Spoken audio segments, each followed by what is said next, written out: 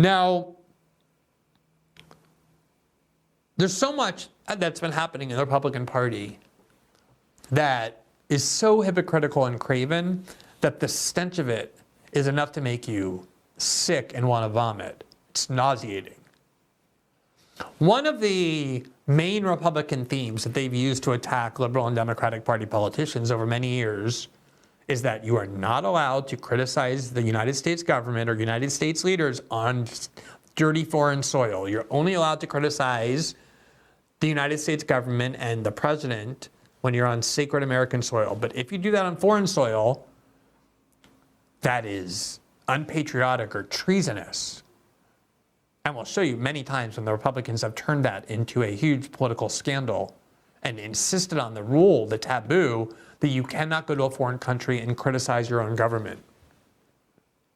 In 2003, the country group Dixie Chicks were really canceled. People were burning their records, threatening radio stations that played their records because they committed the crime of going to London at a concert and criticizing in a very mild way George Bush for engaging in the war in Iraq. And they were supposedly treasonous because they criticized the US government and the American president on foreign soil. That is a no-no. Congresswoman Elise Stefanik, who has become a hero to the pro-Israel right, she led the hearings that resulted in the firing of the presidents of Harvard and the University of Pennsylvania for not doing enough to crack down on anti-Israel speech, went to a foreign country, at least a country that's nominally a foreign country for now, Israel, and she gave a speech before the Knesset, the Israeli parliament, in which she continuously bashed her own government and its leaders. Listen to what she said. As long as I serve the American people, I will defend George Washington's vision of religious pluralism and freedom. Today. Now, it's ironic and sickening that she invoked George Washington in her trip to Israel to pledge fealty to the Israeli government, because if you read George Washington's farewell address, which I highly encourage you to do, maybe we'll go over it this week if we have time, it's as important, at least, as Dwight Eisenhower's farewell address when he warned of the military-industrial complex.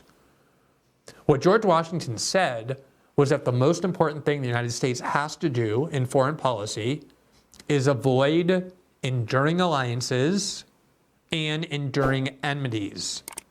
We cannot have devotion to other foreign countries and make their wars our wars, nor should we declare other countries our enemy eternally and spend decades trying to undermine them or take them down. He wanted a policy of only fighting wars when our national security was at stake. And Elise Stefanik and her fellow pro-Israel Republicans and Democrats have exactly the opposite vision. I doubt she even read George Washington's farewell address. She's invoking George Washington in the Israeli Knesset to pretend that she's gone on this foreign trip in order to promote her values when she's actually advocating a foreign policy that he most vociferously warned against in that farewell address. So let me continue here. This means crushing anti-Semitism at home and supplying the state of Israel with what it needs, when it needs it, without conditions to achieve total victory in the face of evil. Our obligation as Americans, she said, is to provide Israel with whatever it wants, whatever it asks for, whatever it needs, with no conditions. If Israel wants something, it's the duty of the American government and its people to pay for it and give it to Israel. This is a person who claims to be part of the America First rebranding of the Republican Party because she's desperate to be Donald Trump's vice president. And while she brands herself as America First, she travels to a foreign country and proclaims that it is the duty of the United States government, of which she's an elected representative, of its government and its people, to give Israel everything it wants, everything it asks for, everything it needs, everything it desires, without condition, when they ask for it, period. While she's standing in front of an Israeli flag. Chants of death to America are not hollow slogans. They are a promise that what happened here on October 7th could happen in the United States unless Hamas and its jihadist accomplices are eliminated. And it is the idea that Hamas is a threat to the United States is so incredibly stupid that you should be insulted that she has such a low regard for your intelligence that she thinks you're going to believe that. Hamas is a tiny little battalion in a tiny little country with extremely primitive weapons. And they have no interest in or desire to attack the United States. They've never tried to. They've never claimed they would. Israel has killed far more Americans than Hamas ever has. Far more, including this year. So she needs to justify why she's so emotionally invested in, so devoted to the goal of supplying Israel everything she wants. And so she has to invent this obviously preposterous lie that defeating Hamas is somehow necessary for American national security. United States high honor and high responsibility to support Israel's effort. I have been clear at home, and I will be clear here. There is no excuse for an American president to block aid to Israel, aid that was duly passed by the Congress. There is no excuse to ease sanctions on Iran, paying a $6 billion ransom to the world's leading state sponsor of terror, or to dither and hide while our friends fight for their lives. No excuse, full stop. That's why I'm proud to have sponsored or backed every measure. Okay, so she just went through a bunch of policies of Joe Biden, many of which were very dishonestly described. I mean, there are very few things that can make me defend the Biden administration. But hearing her claim that we paid a $6 billion ransom to Iran as though we handed them cash, when in fact what we had done was seized their money that they were due for having sold their oil on an open market. We seized and froze that $6 billion. And then Biden announced as part of an attempt to reopen Iran's nuclear facilities that he would unfreeze their money. That money is not American money. We stole it, we froze it, we seized it.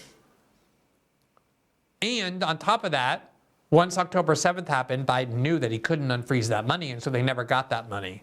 So claiming that Israel or Iran was paid $6 billion by the United States is a lie on every level. But the more important thing is that she is clearly standing in front of a foreign government's parliament, in front of a foreign flag, a foreign country's flag. There's no American flag there, of course, just an Israeli flag.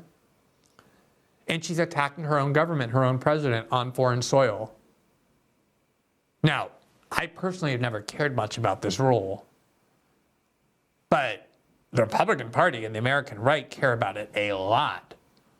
They have been insisting that this is one of the most sacred rules there is, that if you go to foreign soil and criticize your own government, like Elise Stefanik just did repeatedly, not just on foreign soil, but inside a Israeli government building, before an Israeli government body, that you are essentially committing treason. I could spend all night showing you examples, so I'm just going to show you a couple to illustrate the point. Here in 2021, Fox News has this headline: Joe Biden slams Republicans while on foreign soil in a break with political norms. Quote, Biden's presidential campaign criticized Trump in 2019 when he spoke out against Biden.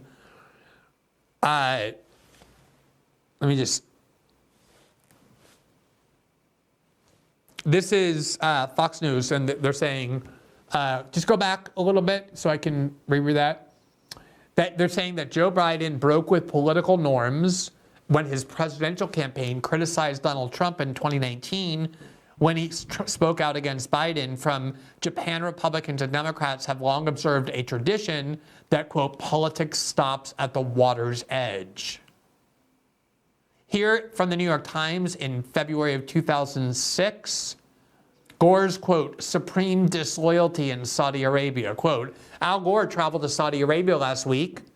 And by the way, in 2006, he was not in the American government. He was a private citizen. But nonetheless, he traveled to Saudi Arabia. And in a speech there on Sunday, he criticized, quote, abuses committed by the U.S. government against Arabs after the attacks of September 11, 2001.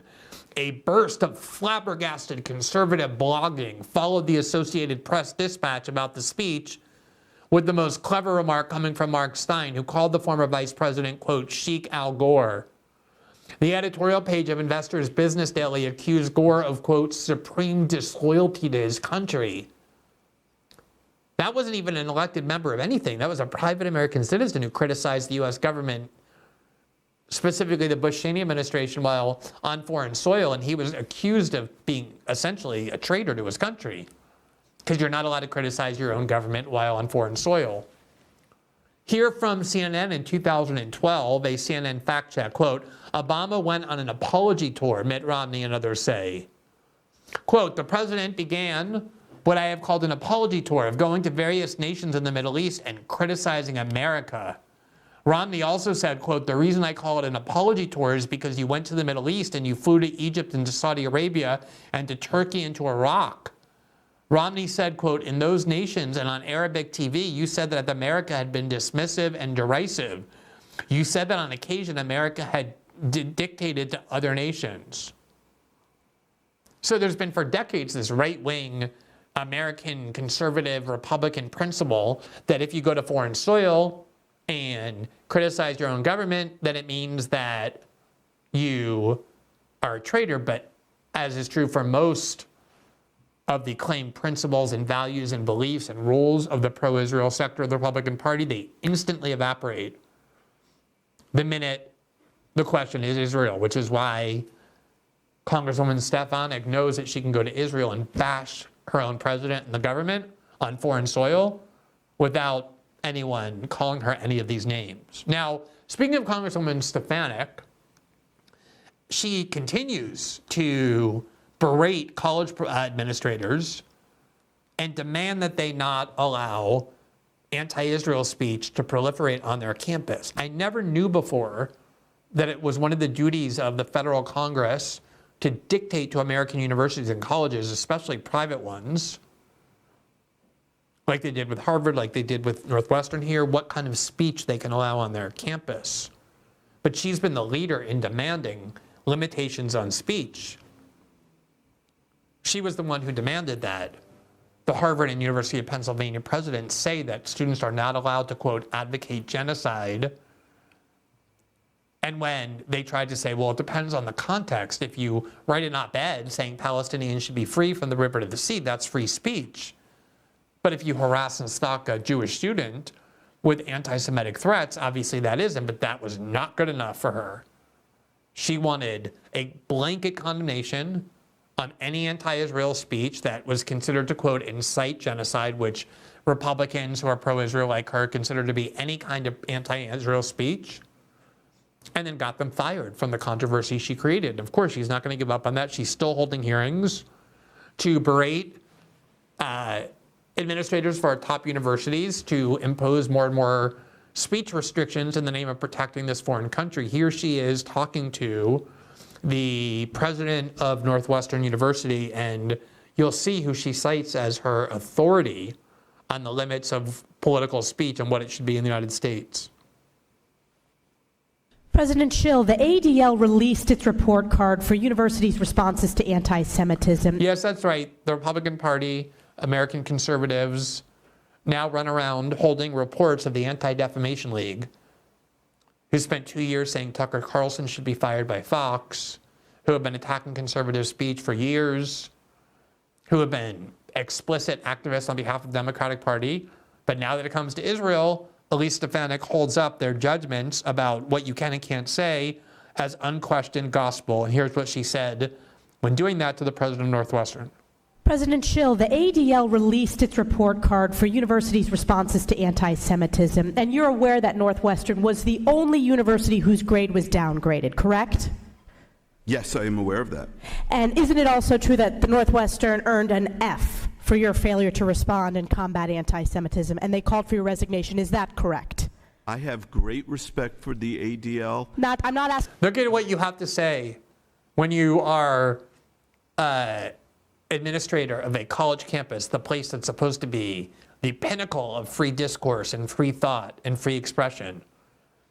If you get confronted by a group that fanatically defends Israel for having permitted too much, quote, anti-Semitic speech on college campuses, which we know means criticizing Israel, and it demands your termination, instead of attacking that group and condemning its attempt to limit free speech in the United States on behalf of a foreign country, which is what the ADL does, you have to say, I have the greatest respect for the ADL. They are a noble and wonderful organization, and I'm deeply hurt and saddened that they disapprove of what I'm doing. You have to proclaim your profound admiration for the ADL if you want to have any chance of succeeding in the United States. Tell me which group it is in the United States again that is the weak, vulnerable, singular victim group. It's American Jews who are uniquely discriminated against and marginalized and endangered, even though administrators of our top universities in public, the minute the ADL is mentioned, have to proclaim their fealty for it and their admiration of it, even as they call for your firing. Listen to the rest of this. Your respect for the ADL, I'm asking, is it a fact that you earned? I have great respect for the ADL. I'm not asking your respect for the ADL. I'm asking, is it a fact that you earned an F and they called for your resignation? I have great respect. There's Elise Stefanik holding up the ADL report with an F on it, as though the ADL is authorized, like teachers, to give out grades to administrators based on what kind of speech they allow on campus. And if you allow too much anti-Israel speech on college campuses, speech that Jonathan Greenblatt, the executive director of the ADL, considers to be bigoted and anti-Semitic, and then you have to be fired, that's now authoritative. The ADL wants all kinds of speech limitations on college campuses in defense of black people, in defense of LGBTs, in defense of women, in defense of immigrants, in defense of Muslims. Obviously, at least Stefanik would heap scorn on the idea that speech on college campuses should be limited for all those groups of Americans. But this group of Americans, that's when the ADL suddenly becomes unquestioned authority on what college administrators should allow. For the ADL, I am sad that they gave Northwestern But an it's F. true. You got an F. Yes. Moving on. Let me tell you why you earned an F. I want to discuss what has been referred to as the Deering Meadows Agreement, your unilateral capitulation to the pro-Hamas, anti-Israel, anti-Semitic encampment. But let's talk about what has occurred on this encampment. Isn't it true that a Jewish Northwestern student was assaulted? So I want to question the premise of your question. No. I'm asking the questions. You're answering. Wasn't it true? My answer is it is not a capitulation. I'm asking the question. You're required to answer. Isn't it true that a Jewish Northwestern student was assaulted? There are allegations that a Jewish student was assaulted. We are investigating those allegations. Now, imagine if a Democrat held a hearing and berated a university president for allowing too much speech that was critical of the trans movement, and then brought up a single incident where a trans student was assaulted and cited a pro-LGBT group like Human Rights Campaign or any of those, giving you an F because you're allowing too much anti-trans speech on campuses. Conservatives would be indignant unanimously. Everything gets changed, reversed, shifted, abandoned the minute it comes to this one foreign country and to this one group of people. Now, that was May 23rd. May 24th, the U.S. Department of State introduced what it calls, quote, the Office of the Special Envoy to Monitor and Combat Anti-Semitism. And that special envoy, that Office of the Special Envoy, part of the U.S. government, hosted a symposium on effective action to confront online anti-Semitism. If there's one issue that conservatives in the United States have been complaining about more than any other over the last, say, 4 years, it has been governmental attempts to influence tech platforms, big tech in particular, to limit certain ideas on the grounds that those ideas are anathema to the U.S. government's beliefs and policies. It's tyrannical, it's authoritarianism. I've been someone who's been outspoken on that as well.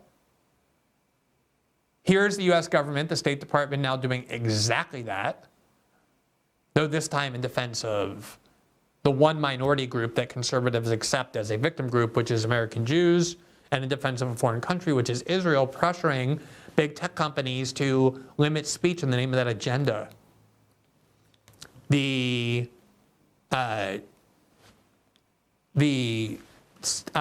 statement reads, quote, on May 23rd, U.S. Special Envoy to Monitor and Combat Anti-Semitism, Ambassador Deborah Lipstadt, hosted a symposium to combat online anti-Semitism. The symposium convened tech executives, NGOs, and government representatives to foster collaborative thinking about effective action against surging online anti-Semitism.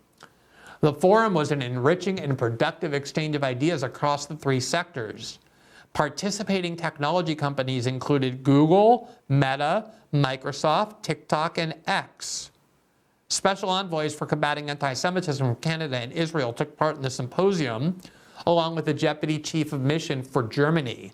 6 NGOs from around the world, including the American Jewish Committee, Anti-Defamation League, World Jewish Congress, Center for Countering Digital Hate, Cyberwell, and Decoding Anti-Semitism, also participated. Participating technology companies volunteered. Oh, they volunteered. When the U.S. government calls you to a conference and complains about speech that you're using, when the companies, quote, volunteer to consider taking independent action to address anti-Semitism on their respective platforms, including establishing dedicated expert positions on policy teams, implementing anti-Semitism training for key personnel, and increasing transparency by publicly reporting on trends in anti-Semitic content, that's exactly the kind of government coercion the American right has been vocally and vehemently complaining of for years. The government summons big tech companies and Jewish advocacy groups and invites them to develop new policies to effectively combat views that the United States government considers to be anti-Semitism online. Is that something American conservatives now support? This is already happening. TikTok, which is continuing to battle for its right to stay in the United States without having to sell off its primary asset to an American company, announced the following, quote, for you feed eligibility standards. And this is what it said, quote, the For You feed is a unique TikTok feature that uses a personalized recommendation system to allow you to discover a breadth of content, creators, and topics. Certain types of content may be fine if seen occasionally, but problematic if viewed in clusters. Throughout our guidelines, you will see eligibility standards for the FYF. Here is a consolidated quick guide of content that is ineligible for the feed. Quote, misinformation, conspiracy theories that are unfounded and claim that certain events or situations are carried out by covert or powerful groups, such as the government or a secret society. No claiming the government engages in conspiracy theories that has never happened before in American history, and to claim it is to mean it means that you are spreading disinformation and will not be allowed to spread. Also, on this list of misinformation are these conspiracy theories that are unfounded. That's the misinformation. So TikTok on its own already knows that to say in the United States they need to start limiting the kinds of speech that the U.S. government considers to be offensive, and now they're doing that. They participated in the meeting at the State Department with every other major platform, and it's part of this GOP-led, at least Stefanik-led, but plenty of support from the Democratic Party, to pressure all of our institutions of free speech, including academia and the internet, to restrict speech in the name of supporting Israel. Remember all the reporting that we did about the TikTok ban, how it lingered in Washington for 4 years, couldn't get passed, was considered way too extreme. Suddenly, within 2 months of October 7th, Democrats gave the Republicans the majority needed to enact the TikTok ban. Why? Why did that suddenly happen? It's not me saying, it's the leaders, the sponsors of the TikTok ban, and members of both political parties who say the reason they decided they needed to ban TikTok was because there was too much criticism of Israel circulating on that platform, too much videos showing what was happening in Gaza. And that was what was causing young Americans to oppose Biden's policy of feeding and arming Israel. They banned TikTok, or required it to be sold, principally because there was too much free speech on that platform, particularly critical of Israel. That's what they say, that's what they admit. And those other events, the Elise Stefanik hearing, the State Department summit, were all from the last week. Every week brings new crackdowns on campus, online, in all of our societal sectors on speech that's critical of Israel at exactly the same time that Israeli massacres escalate.